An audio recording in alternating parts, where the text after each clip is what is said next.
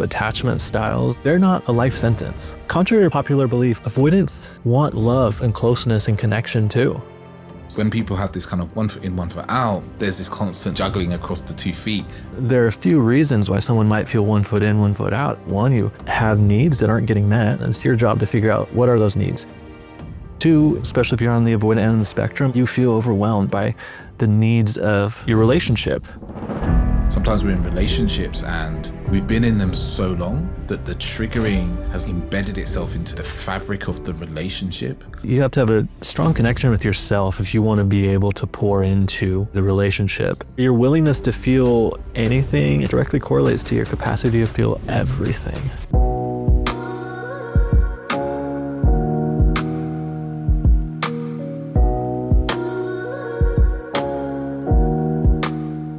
Before we jump into the episode, I want to let you know about my groundbreaking program, Breaking the Chains of Avoidance, a program designed just for avoidant men to help them from going from avoidance of relationships and love into deep connection and the abilities to create deep connection and lasting relationships, right?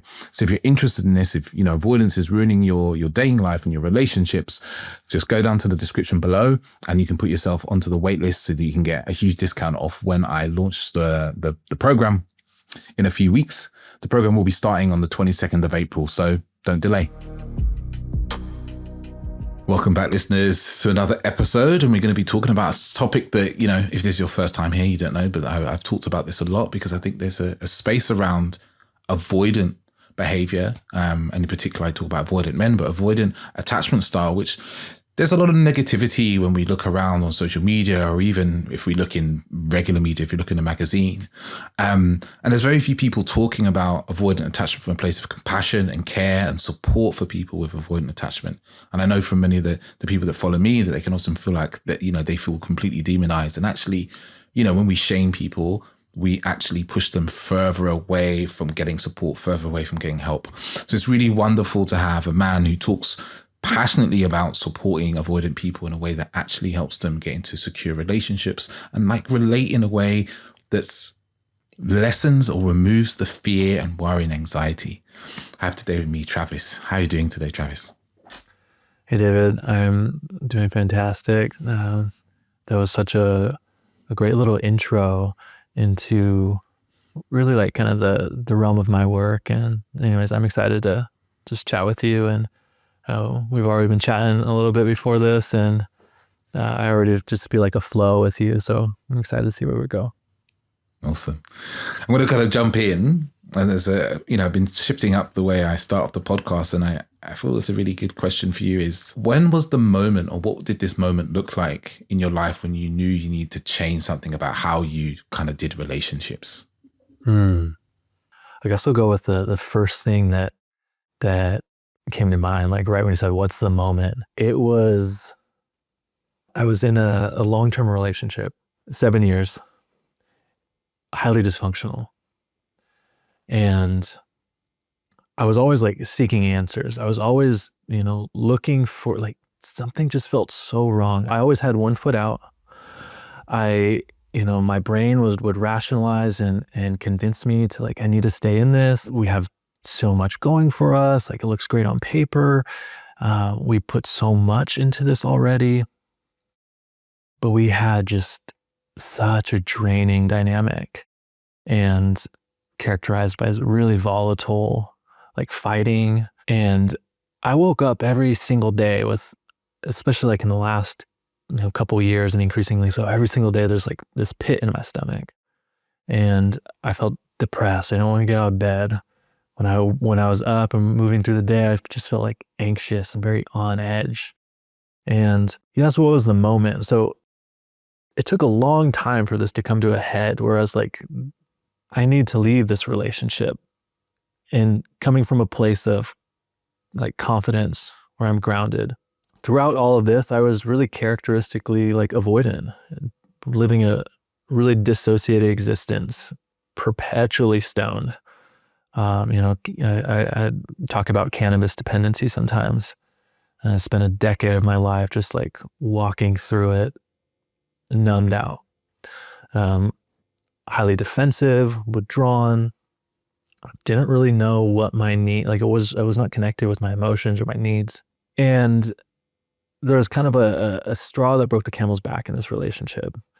Without going into like all the nitty gritty details of it, it was just this moment of like, of clarity that I had for the first time, like tried setting a boundary and not budging on what felt true for me.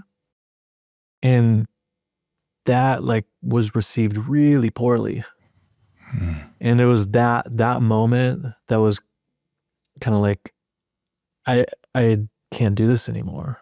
But I need to have need to talk about it first. Need to like see if we could work through it. That conversation didn't go well. And that correlated with me feeling strong enough somehow for the first time in like a decade to take 24 hours. Like I got through a 24-hour window without getting high. I hadn't done that in a decade. And I was so proud of myself.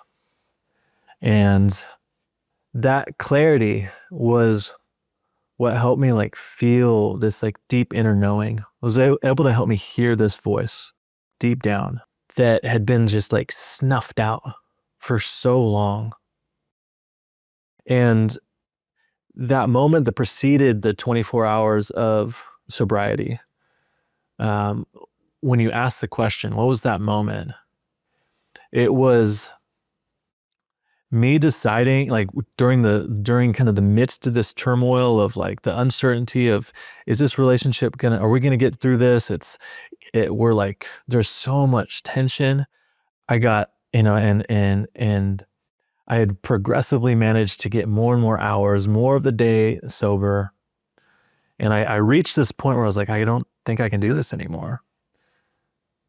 And I was like, I think this is like for real, but not from this frenetic, anxious, like I'm running from it. That like this just felt different this time. And then I got high. I was a bong smoker. Took that rip, and within like a minute, within seconds, my anxiety spiked through the roof, like higher than I had ever experienced it. Like my skin was crawling. I wanted anything but to be in my body in that moment. And because I had just experienced this like calm resolve moments prior, where it felt like this grief, it felt so heavy and sad, but it also felt true. I felt like there's a conviction, and I knew. And the second after I got high, I lost that. I put the bong down. I put all my weed away, stored it like, in the closet, like really difficult to access.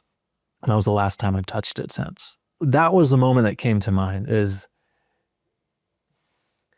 the midst of this struggle, having a glimmer or a glimpse of my intuition and what's my inner truth. And then my dependency, my addiction, just tearing me away from that. That kind of the whole experience that was like that pinnacle pivotal moment where I was like, my life needs to change.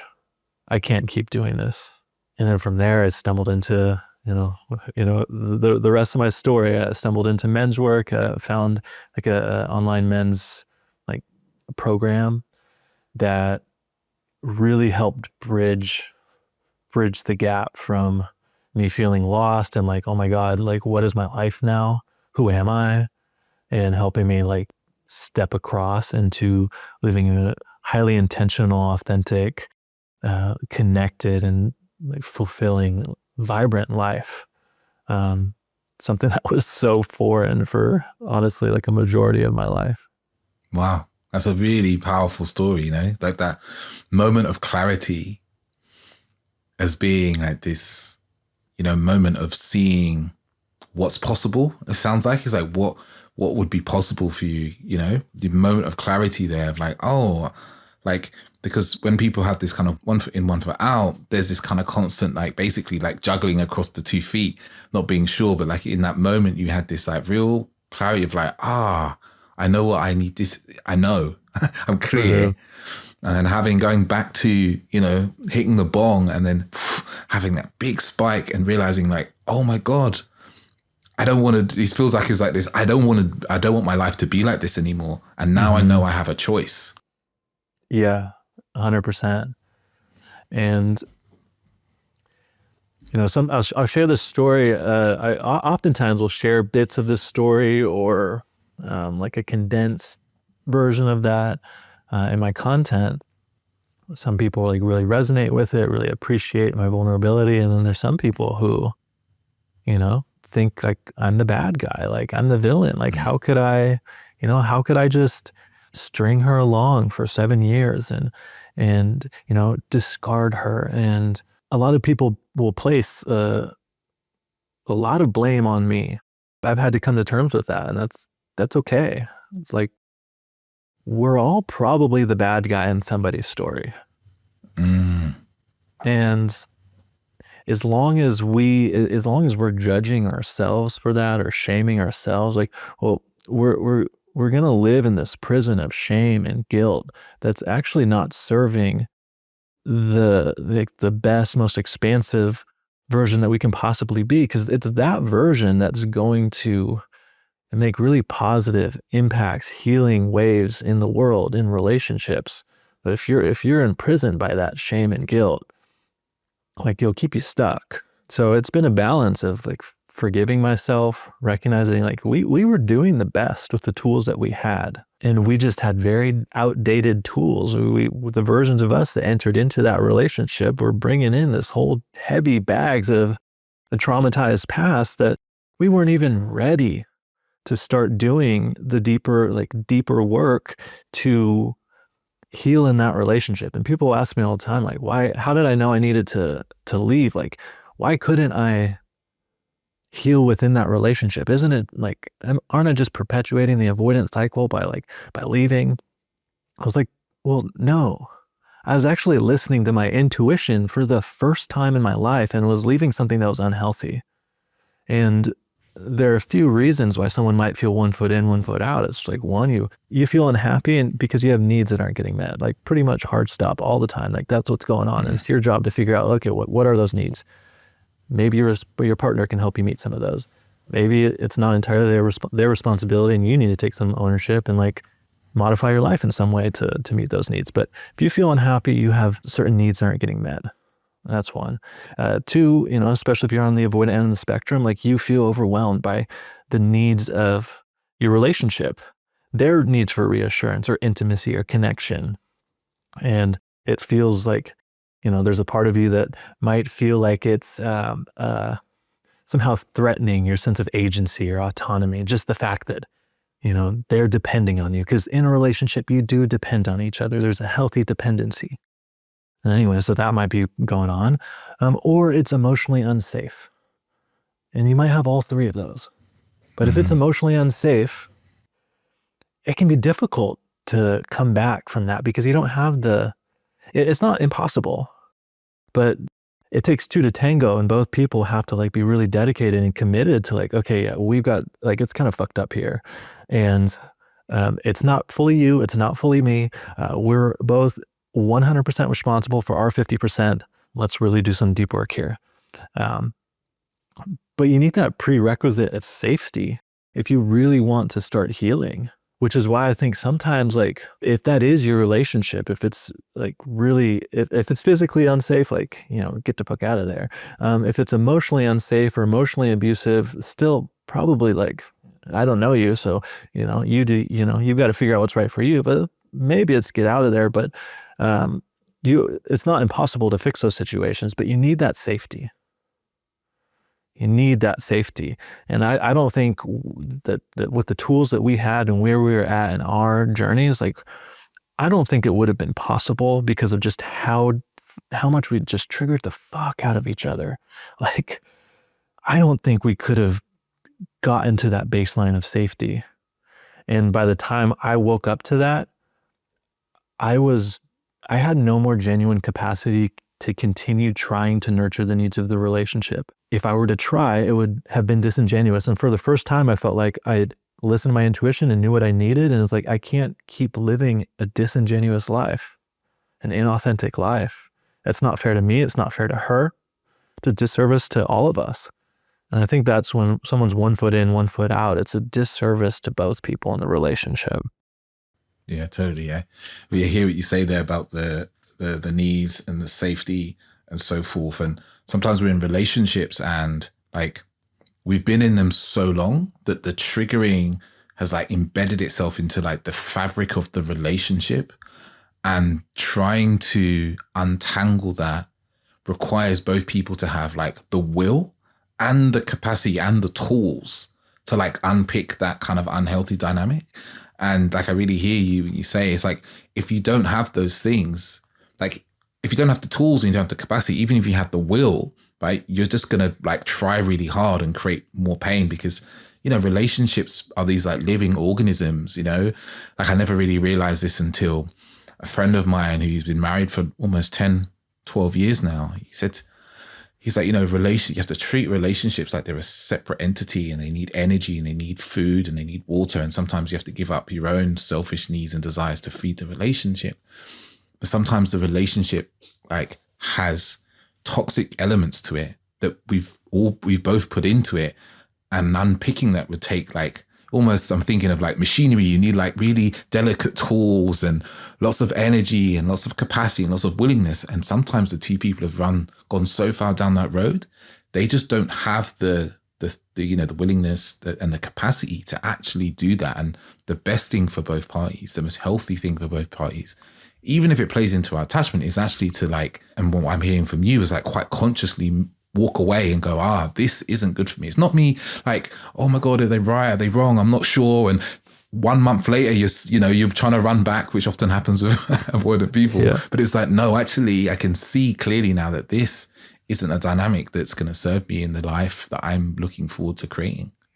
Yeah. I love that idea of it as a relationship as a living organism. Like it's this separate, this separate entity. Oftentimes I'll ask people like, what's the ideal version of you look like? What are the qualities that you embody, right? Because you have to have a strong connection with yourself if you want to be able to pour into that entity, the relationship. And then there's 3 different kind of aspects to look for when you're thinking like, what is that, like the vision for my life and relationship look like? It's like, what does the ideal version of you look like? What are the qualities? You can ask the same thing, like, what's my ideal partner look like? Although anytime we're thinking about ideals, like there's a balance because you don't want to become like attached, like you're craving this thing or it needs to be perfect. But it's so helpful to have a goalpost, have somewhere that you're aiming towards, like to know what are your green flags? What are your non-negotiables? What are maybe the yellow flag areas where you're like, that's interesting. Let me like keep an eye on that. And then what are the qualities of the relationship? It's like this third entity that's neither of you, that couldn't exist without the two of you pouring into it. I've heard something before, like relationship is like 1 + 1 = 3. And I like that concept. It's something greater than the sum of its parts. And I think we'll come back to relationships and that idea of like pouring in and the two people. And since we're both, talk about avoidance, experience avoidance and so forth, I like to it's often these sorts of topics like let's lay the land and then we get a bit deeper into it, because I'd say it's quite commonly held that avoidance often starts in, childhood. Like most of our life problems start with our childhood. Not to blame our parents. It's very important that, like Travis said before, we do the best we can with what we've got. And that's an important aspect to even look at our parents with. But what are some of the kind of childhood experiences or narratives as well? I think that's also important to say, because of the experience is always a narrative that you see in your clients that kind of, I'm going to say creates the avoidance, but like, it's not just, it doesn't kind of create itself, but for the use of the question, like what creates their kind of avoidance? Yeah. So first, right, with avoidant attachment, you kind of have like two different forks. You've got the kind of dismissive avoidant, who's more, I think this is oftentimes what some people might instinctively think of, is someone who's maybe quite stoic and reserved, very disconnected from their like emotions and their emotional vocabulary. And then you have the fearful avoidant, who has some characteristics of maybe someone who's like on the anxious end of the spectrum, but they still have this discomfort or fear of intimacy and closeness and connection. Both avoidants kind of have struggle with that piece. Like that's kind of the common ground. The fearful avoidant is usually has like more capacity for vulnerability or emotionality. What I tend to notice is a bit more like self-awareness too. So just to like kind of clarify, there's like these two kind of forks, and in general, as I'm just kind of like distinguishing them, I like to think of attachment styles, first off, not an identity. Like they're not a life sentence. They're not this thing that it's like it becomes who you are, that like you can't change or it becomes an excuse. It's like no, it's simply a lens for you to view the world, so you can like view others, so you can have maybe a better entry point into understanding yourself and like maybe what might have caused you to be this way if this is a pattern that you're noticing. But it's certainly not like a conviction. So the first caveat. And then the second thing is I like to think of attachment styles really as like we've got a secure bucket, securely attached, and then the insecure bucket. The insecure bucket is anxious, fearful avoidant, or disorganized, and dismissive avoidant. The insecure bucket is actually not all that different. They have very similar core wounds that drive their dysfunctional relational patterns. And it's based on the like particular concoction of circumstances that have impacted them in adolescence and early formative relationships. They may develop a more subconscious protective mechanisms that tend towards more anxious versus more avoidant, more like, desperately clinging for connection because they don't want to be abandoned, or they fear being alone, or keeping at arm's length because they fear being abandoned and they feel better off alone because it feels safer, even though they don't want that deep down. So what I've noticed first off is that there's so much commonality between someone who's anxious and someone who's avoidant. But what are some of what I've noticed, some of the core experiences for like the avoidant? There's oftentimes like a very high standards enforced by their parental figures or caregivers. Like high standards combined with a lack of like emotional intelligence or vulnerability or emotional support that creates this perfectionist dynamic and like that high achieving part that so many avoidants have, while invalidating, right, their emotional experience. They learn that when they achieve, when they do well, like that's what helps them experience like love, safety, and belonging in their household. And when they are just being a human child and have very normal human or like, well, child emotions, but also human emotional experiences, whether it be like, tantruming, anger, sadness, crying, right? That kind of stuff is invalidated. That needs to be pushed down. If they act out at all, right? That needs to get, pushed down. That's going to drive disconnection, distance between them and their caregivers or parents. They're going to feel like they're not, like, that's not okay. That's not enough. So I need to keep that small and like achieve. So that's one element. Another one that's like really coming to mind that, especially like on the fearful end, fearful avoidant end of the spectrum, is if there's a pretty traumatic upbringing, if their household requires them to grow up way prematurely and they have to take on like adult-like responsibilities, this creates like oftentimes like a hyper independent veneer, this need to kind of control the surroundings, push their own needs, their own feelings aside because, well, one, they're not going to get the support, the emotional attunement that they need from their caregivers. And Two, that's going to add fuel to the fire of the dysfunction of, so let me just keep quiet, stay small as a way to control and mitigate for the chaos in my household. That's another really common one I see. It's I see exactly the same, right, with the dismissive avoidance. I've had quite a few clients where they can pinpoint a moment in their kind of usually adolescence. I've noticed that they remember, usually like kind of early teens, where they had an emotional experience, but they were very clearly rejected for having their emotional experience by their parents. Mm-hmm. Like, and they learned like having emotions will lead to rejection, but having my success or being good will lead to the approval and so forth. And I think there's this, there's a standard thing in with like, especially dismissive avoidance is around conflict, right? And I've also noticed something where like they have really poor conflict modeling. If their parents are around, or they have like the conflict modeling like really lacks. Like they'll see fights, but they never see them making up. Like they experience where there's an argument, and the way to settle it is by just like not talking about it ever again. Like, and I could definitely see for myself how that kind of come up. When you were talking about the fearful avoidance, have you also noticed often in the traumatic childhood things like alcoholic parents or drug addicted parents is something that, has come up. I've noticed a few times as well. Yeah, absolutely. And in like full transparency, my experience was, if I were to put myself in the bucket, I've most associated with the fearful avoidant or disorganized experience. I've had experience in my life where I feel very anxious with relationships, and other times like very distant, very avoidant, like unsure.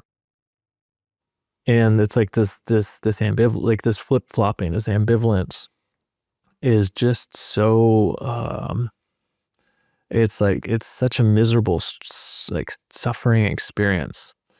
Anyone on the fearful avoidant end of the spectrum probably knows what I'm talking about. But I grew up in an alcoholic household. And that's a big hallmark of most people, or many people with disorganized attachment, fearful avoidant, is that they grew up in a household of substance abuse, addiction, or more severe abuse. And what I've also noticed with these clients is, depending on where they are in their journey, a lot of times when they start doing this work, especially earlier on when they start doing this work, they may not connect the dots that was even a problem. Like the living in this household of addiction, their dad was, drunk all the time, always had, multiple whiskeys at night or whatever. That was just normal. And so what happened is like their experience in adolescence skews like their baseline for normality. And now all of a sudden it's really difficult for them to perceive in their adult relationships, like what is normal? What does healthy feel like? What does safe feel like? I've like one client has kind of in the fearful avoidant end of the spectrum, like in that bucket. He's experienced a lot of like some turmoil and some back and forth, push pull, and some volatility in his relationship. And from the outside view, it's like, oh, that's objectively not a functional dynamic. But he doesn't, even though he can like articulate what's happening, he doesn't believe that that's a dysfunctional dynamic. He's like, I don't even know what functional is supposed to feel like or look like. Because of, I mean, that goes back to what was modeled growing up. And this relationship in so many ways just mirrors the relationship he witnessed, through his parents. And I think that's so often like what we're, in our adult relationships, we often get into a relationship that mirrors that which we saw. And I think as a way, it's like a proxy. There's a part of us that's hoping, man, maybe if we could do it differently, we can like help that inner child heal. Like we can kind of release the suppressed emotional like imprinting from that traumatic or like horrific or just really difficult upbringing. doesn't quite work that way. Right? What's actually going to help that heal is getting into a healthy relationship and nurturing that.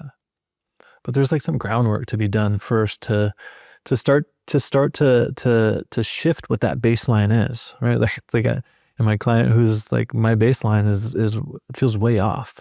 It's like, okay, well, there's work that you can do that will start to shift that baseline. I always often put it in the way, it's like a video game. It's like there's a part of us that's like seen that we experienced this failure at this level, and we want to go back at that level because we want to kind of succeed. And as you put it, like heal the inner child, or forget the needs we want, receive the love we needed in those circumstances. Like we're trying to pass the puzzle, and like, you know, the way that we just have these repeating patterns in our lives and relationships. It's like our part, I don't know if it's like our soul that's like, I believe in you, you can do this. I'm going to put you back in there, and you're going to take a lesson maybe this next time, and you're going to learn something. So the next time we go to this level, we're going to be able to get through it. We're going to get through the boss, and we're going to get to like happy relationship. But it's the way in which, like you said, we kind of put ourselves in these positions. But it's interesting what you say about the baseline, because I'm thinking of a personal example. Like I grew up and my parents were like separated from when I was about 3 years old. So I always viewed my mum doing everything. It was just normal to me. Like my mum cooked the food, looked after the house, sorted out the dishwasher, organized us kids. And I remember one of my first girlfriends, like proper girlfriends at like 18, 19 years old, I went to her parents' house. And one evening, like her mum had cooked, we all ate at the table. And then when we all ate, her dad picked up all the plates, put them in the dishwasher. Then he did some stuff in the front room and come back. And I remember sitting there in awe, like, wow, this is how it is for people when there's two parents there. Like I'd never really seen that in my world. Even though my mum had got married in the time that I was in my adolescence, it never really was a functional marriage. And like all the people she knew and that I spent time with, they were mainly single parent households and so forth. And I just saw this world of like, wow, this is like what's possible when you have a different like environmental landscape for relationship and like marriage.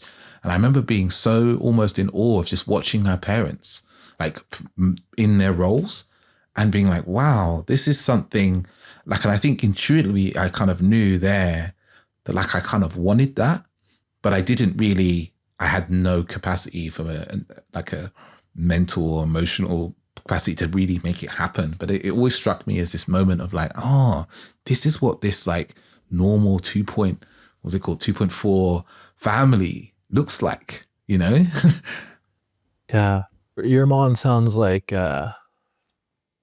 she sounds powerful, right? How many siblings did you have? I've got 3 sisters. That's, being a single parent, being a single mom is just blows my mind. Yeah.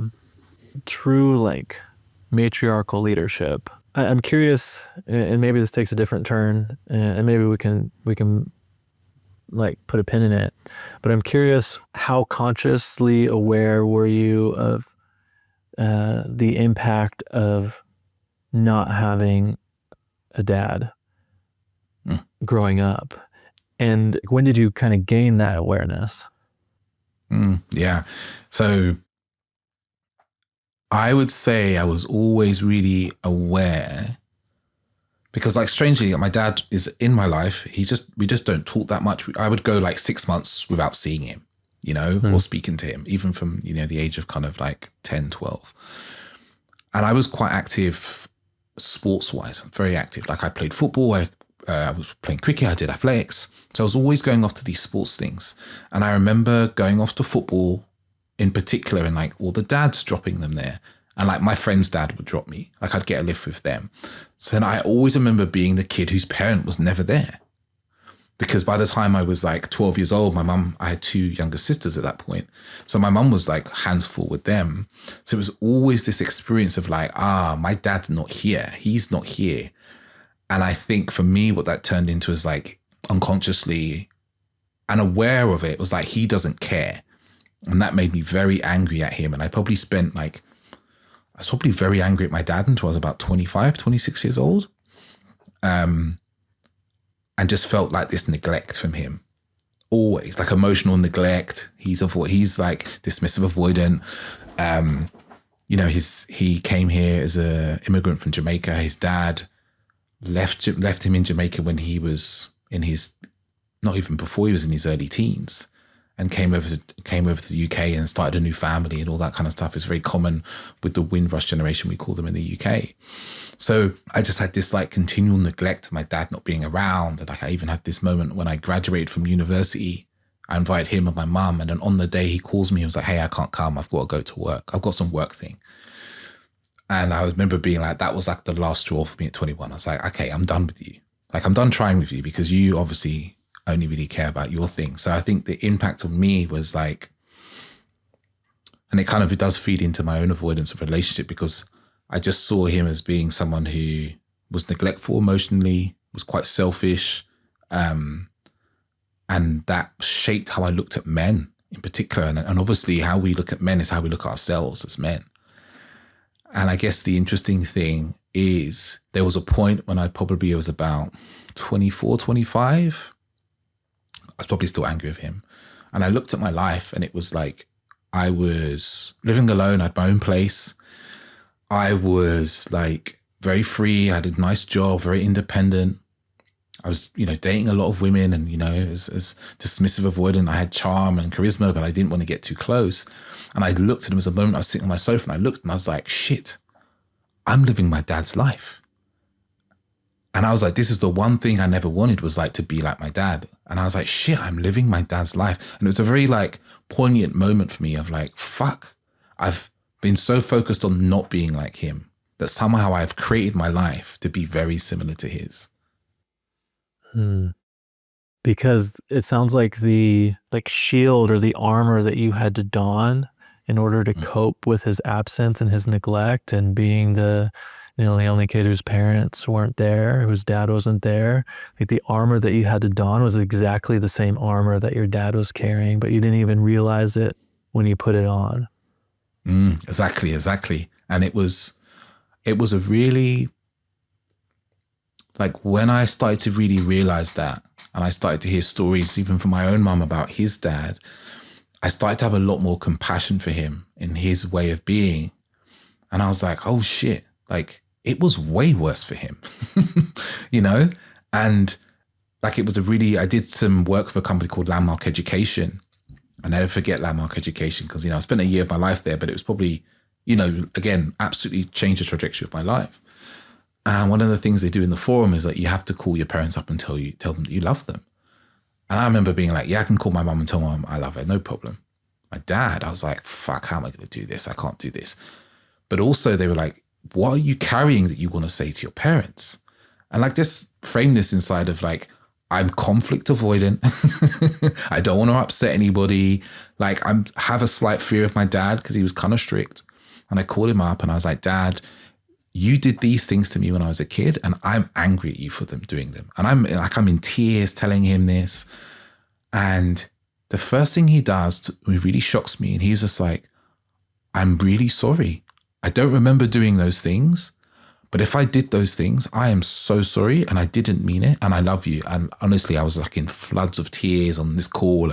I can remember the moment so clearly because it's like, I know the road it was on. It's a road called Evershot Road. If you're from the UK, you know this road, if you know the road. And I was like on particular like corner, and like I was leaning against the wall, and it was like this kind of picture almost from like a movie. And from then on, my relationship with my dad just got better, but not really because of him. To be honest, he didn't change. I did. I shifted how I was towards him. And I always believe that for me, like, shifting the relationship with my dad, having more compassion for him, understanding and making an effort with him, in turn shifted my ability to love. Like, after that, I got into relationships that were a lot more healthy. I still struggled with a lot of things, but they were much better, and to get to the point I am now. So like, the absence of dad is something that, I don't think I'd be sitting here, talking to you, doing the work I did now if my dad had been around and been like really active in my life, because it caused me to have to understand masculinity and what it meant to be a man beyond the music I listened to. I grew up in the 90s and noughties. I was listening to gangster rap from like 12 years old. One of my first albums was like doggy style, you know? So you grew up in this way of seeing women and acting with women. And I had to kind of unpick that over some years. It's taken a long time to kind of really unpick a lot of that. But I had to look at masculinity really closely. And then part of masculinity, in my belief, you have to look at your relationship with the feminine and how you operate with the feminine, how your lens you have for the feminine. So, there's a part of me now that's come to this piece of like, I'm incredibly grateful that my dad was neglectful, because I wouldn't be the man I am today without that, and it's and I say that and I feel like a lightness to say that because I can really feel the truth of that now. But you asked me 20 years ago how I feel about my father, and it would just be, I'd probably shut down as well because I wouldn't be able to access the feeling and emotion to express it to you because really what was there was anger. And on top of that, I was always taught you don't express anger. Anger's not an emotion you're allowed to really have. Yeah. Imagine, 20 years ago, your answer to the question might have been like, it's fine, whatever. He's not been around. I don't care about him. Yeah. I'm fine. He's not a big deal in my life. Yeah. I hear that so much from men. It's just, that's fine. I'm fine. Fine is code for not being fine. Fine is code. It's like there's something. Can you dig a little deeper? What's underneath the surface there? I've got in our men's group, like co-founded a men's group locally, and we had big lofty goals. We're still small though, right? And I also do this with clients in my private practice. But we always start with a 2-word check-in. Like, what are you bringing right now? And fine is not allowed, right? Yeah. Like this, no fine, no okay, and no good. Yeah. Dig a little bit deeper. What are you experiencing? That's such a beautiful full circle story of how, well, I loved your share, just being in tears, like telling your dad, I'm angry at you. You did these things. That takes so much courage and vulnerability and like ownership too. That's fucking scary to do that, because even if you have like a good relationship with your parents now in adulthood, or maybe it's not quite what you want it to be, but there's not like animosity or anything like that. There's can still be so much gained from having that sort of conversation for both of you. And it sounds like that was incredibly healing, that released so much, and just his response, like his willingness to just say, I'm sorry, no defense. And I'm not sure that every parent would be that, that willing. So that's a blessing too, that he received you and just took it and apologized. But it sounds like that really helped shift your narrative, like your story, what you were telling yourself about him, about love, about relationships. That's wonderful. It's shifting that story, I think, is one of the goals of, healing, is letting go of the disempowering narratives that are keeping us stuck in, some way of being that's small, or that's resentful or fearful. Yeah. I'm with you. I think so much of, and this has come through the work that I've done as well, is like so much of what holds us back is not these things in reality, the walls, the distances, the spaces, whatever. It's like, it's what we continue to tell ourselves, like what we keep saying in our minds, And like for me, and I see this a lot in my clients as well, when I talk about relationships, I work with a lot of dismissive avoidance.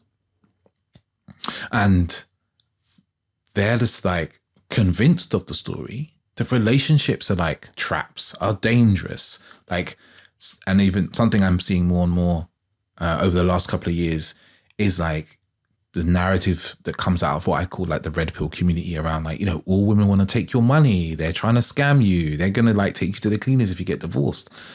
And I find it really interesting.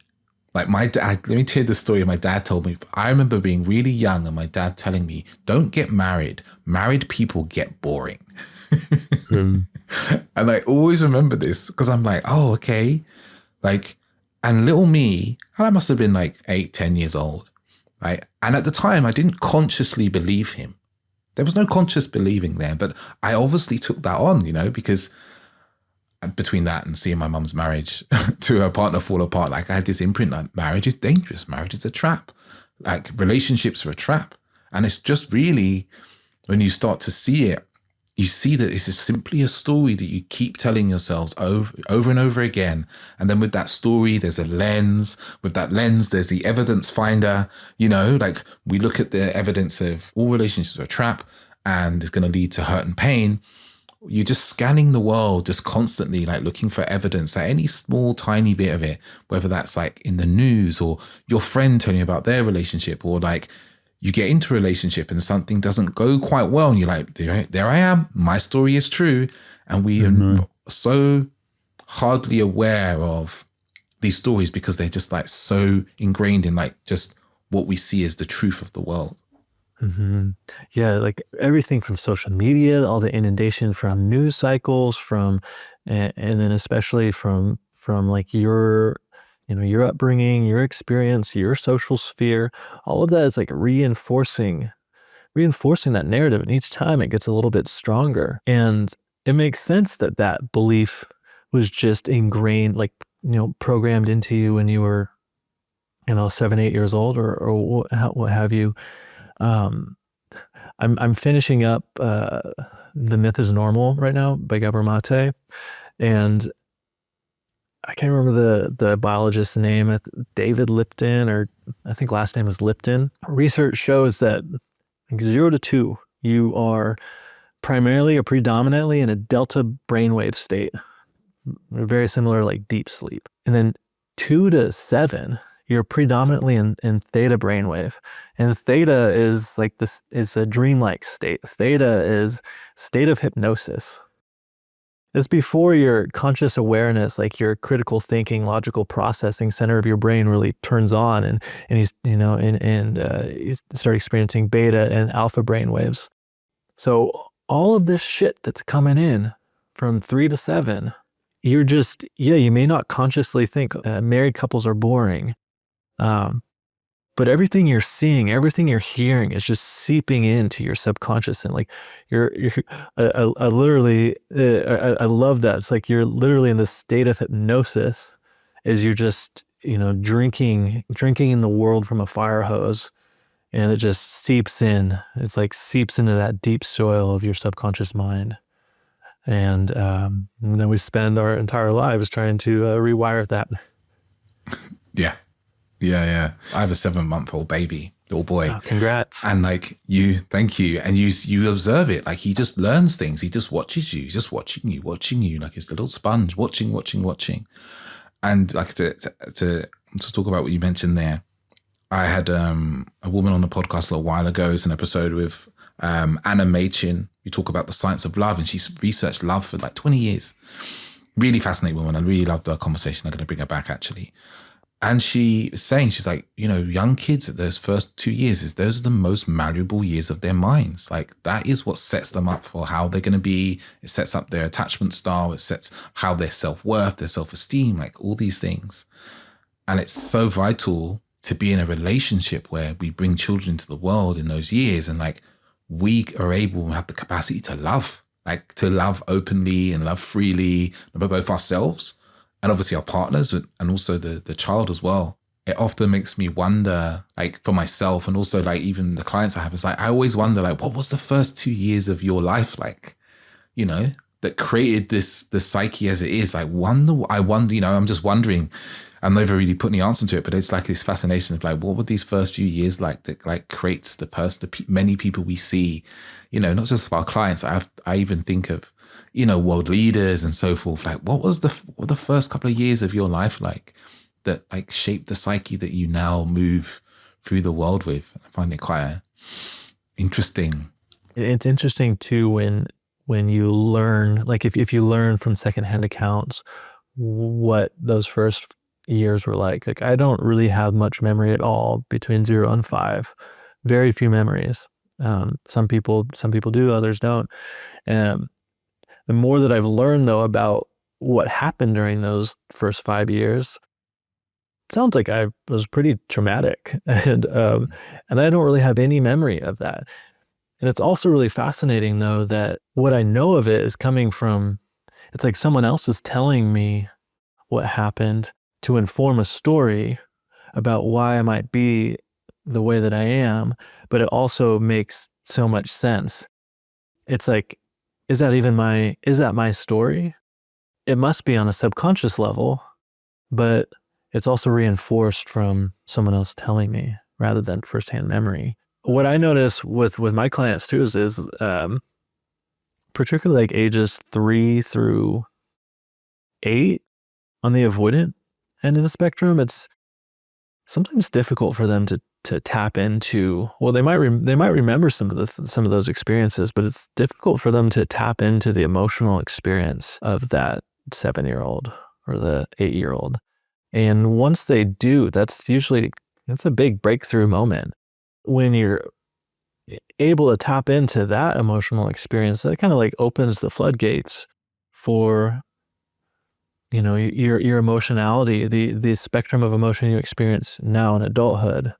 It's like kind of rips off it breaks the seal, if you will, on experiencing emotion.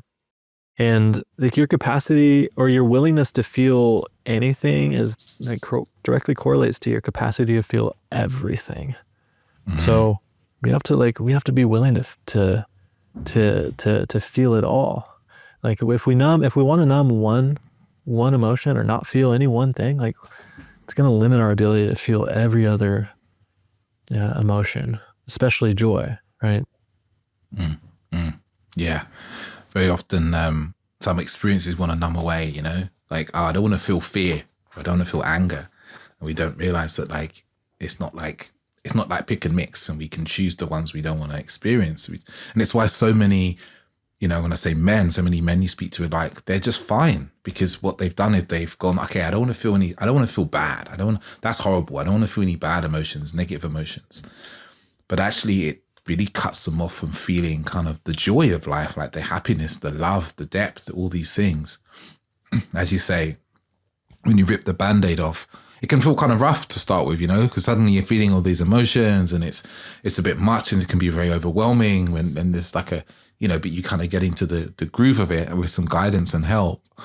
What I wanted to touch on actually as well, and kind of tied into that, is like the nervous system and the role the nervous system plays in kind of avoidance, and how for avoidant folk, how that shows up, especially when they fall into some of their patterns of like, you know, withdrawing or shutting down or stonewalling, and, you know, one foot in, one foot out. Like, what's the nervous system doing in these times? So I'm not sure. I imagine you're probably familiar with polyvagal theory. And if for anyone that's listening that's not, if you look up polyvagal theory or polyvagal chart, you're going to see a bell curve. And this is such a great, simple way to conceptualize like what your nervous system is doing. Ideally, we spend most of our time in the bottom band of that bell curve. And it's your social engagement system, your ventral vagal state. And ventral vagal state is you're in like this, it's a parasympathetic state, meaning rest and digest. You're more easeful, calm. There's no threats.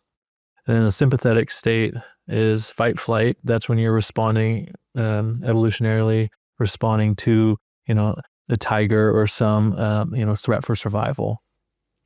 And what happens in this day and age is we spend so much time in sympathetic state, not just in our relationships, but, you know, you're driving to work, you're sitting in traffic, like all of that requires an aroused nervous system, an activated nervous system.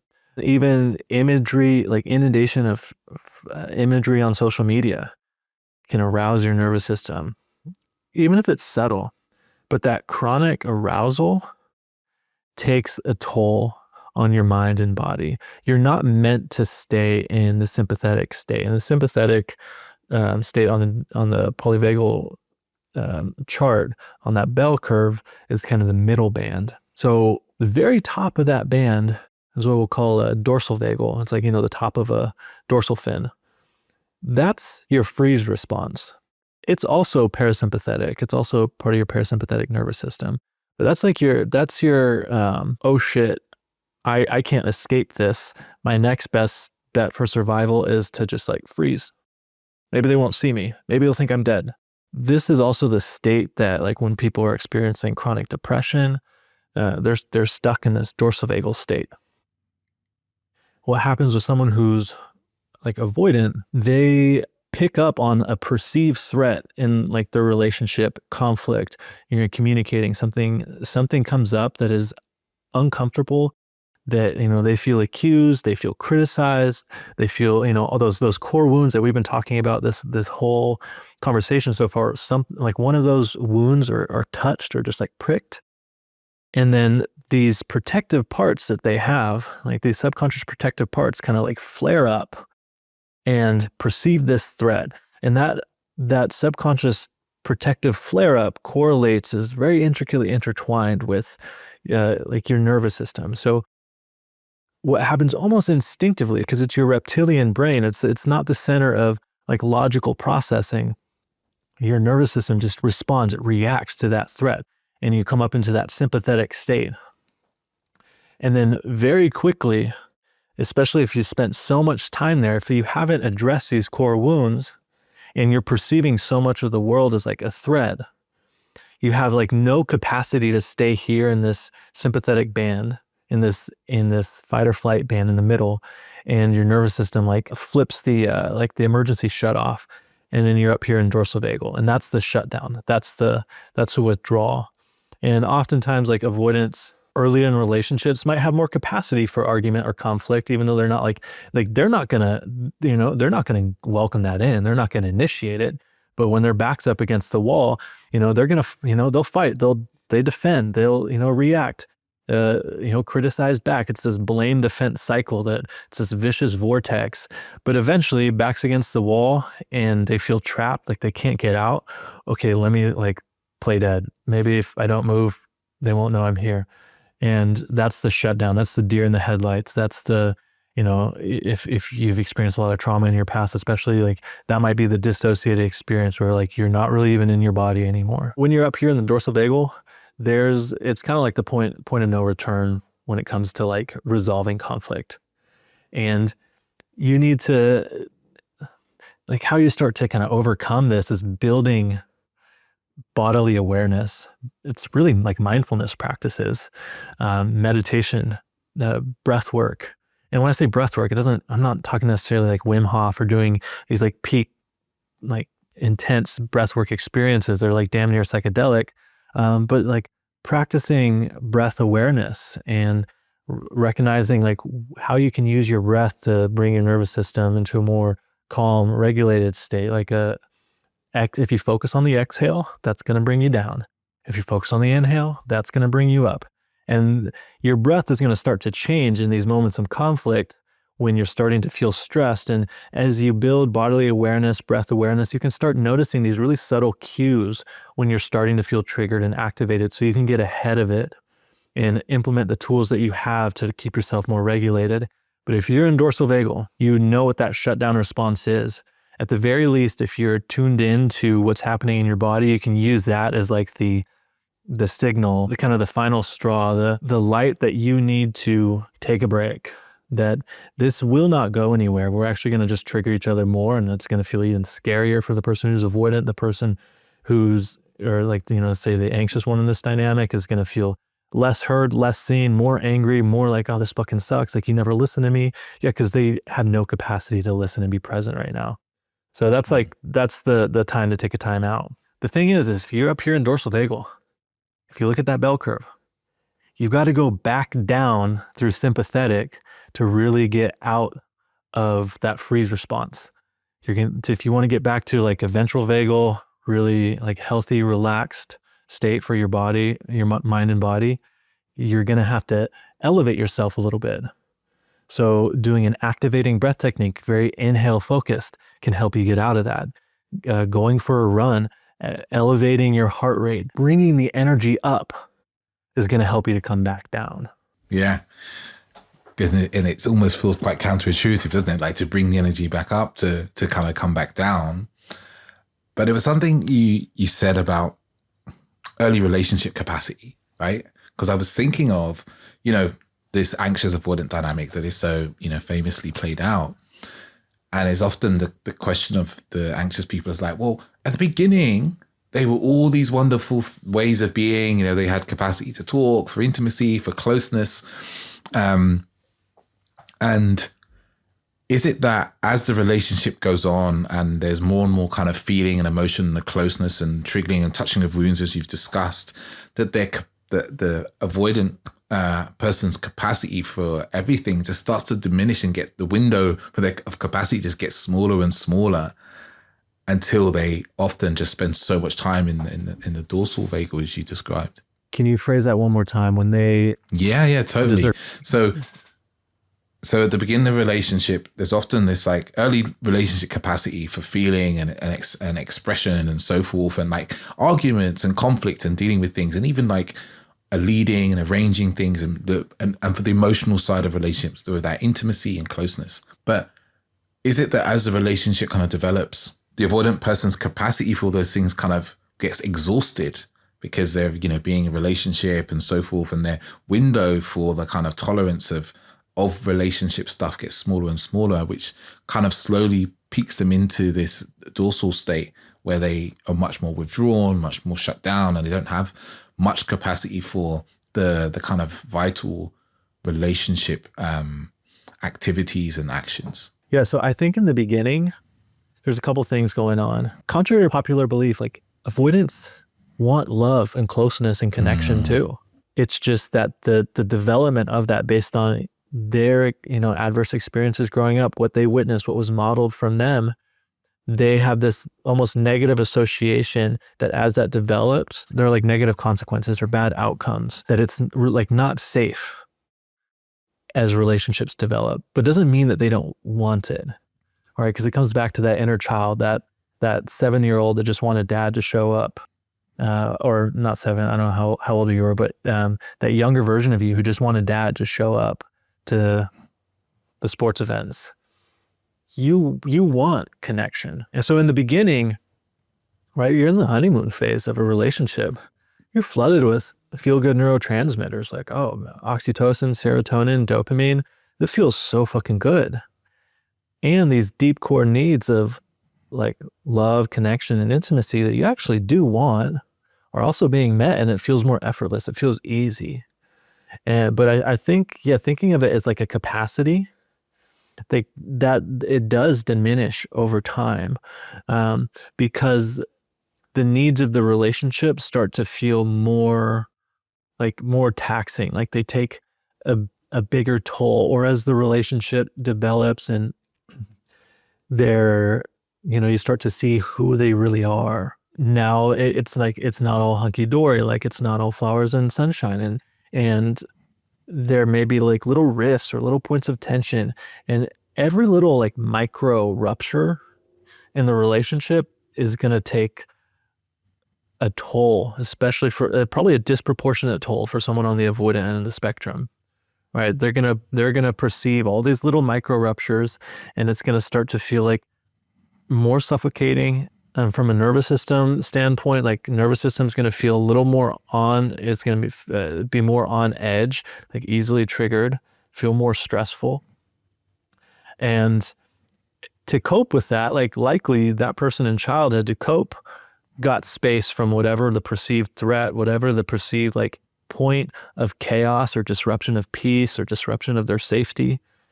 Let me get space from that is how they would cope. So that's what starts happening. They start to pull back from the relationship because it starts to feel like threatening. And there's all sorts of reasons that it might feel threatening. Maybe like they're afraid of the other person depending on them, and they're actually like, they really care about people deep down and they don't want to hurt them. And they feel damaged and broken because there's this disempowering story that they have. And they're like, I'm just going to fuck it up. Like, I don't want to hurt you. And I know that I'm going to, so let me just pull back preemptively now before the stakes get higher because, I see them getting higher and that feels scary. So there are all sorts of reasons why they might start to pull back, but it's like that capacity for tending to the needs of the relationship start to diminish, correlated with like the honeymoon phase ending and that natural flood of, feel-good neurotransmitters being released as that kind of starts to go away. and they start come back down to baseline, and each person, they can start to really see each other on a deeper level. It's like there's this I think there's this protection from really being seen as a big part of it too. Yeah. Totally something I see with my clients there, like this fear of being seen, the fear of making all the mistakes. Like it's such a story, as we mentioned before, that blocks us from the love that we want, and so much of the healing comes from the nervous system, which I think we'll probably have to do in another episode because time is running away with us. Yeah, but I want to say big thank you to you and the work that you do, and also just like thank you, for the compassion you bring to your own experience and bring your own experience and also experience of avoidant people, because as we know, there's not much of a compassionate space, and we're talking about avoidant men. So it's just lovely to speak to someone who really understands and is like so dedicated to the shifting of narrative. Actually, is what comes to me. Thanks, David. I appreciate that. I appreciate the platform and opportunity to connect with a fellow like-minded man. I feel like it felt really just fluid and like organic with you, and kind of like we're just scratching the surface. So love the opportunity to keep this conversation going, both offline and then online some other time too as well, because I think we have more to talk about. Yeah. And where can the listeners find you? Yeah, Instagram is really the best place to reach out to me, to connect with, what I'm sharing, my content, start a conversation with me. Travis Ambrose Coach, and on my website, travisambrose.com. If you want to explore things, you can find me on most social media platforms as Travis Ambrose or Travis Ambrose Coach. But Instagram is probably the best way to connect with me. Awesome. Listeners know, there's probably someone that could use this episode to listen to and understand themselves more deeply. And if you're listening to this, do not send it to your ex-partner without permission and consent. I have to say that. But there may be other people, maybe even a friend of yours that could do with listening to this. So please do share. And I'll finish off by saying a big thank you to Travis, and thank you for listening. And I will see you in the next episode.